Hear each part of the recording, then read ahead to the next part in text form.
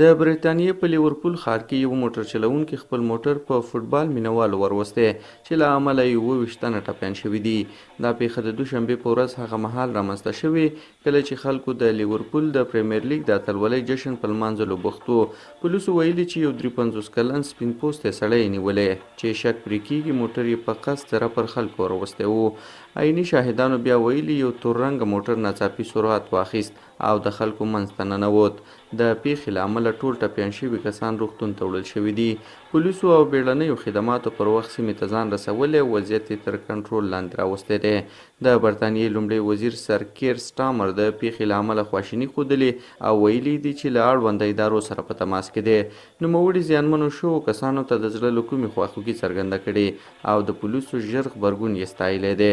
لومړي وزیر له خلکو هم غوښتي چې پولیسو ته د پلټنو لپاره وخت ورکړي او له اوازو خپرولو ډډه وکړي.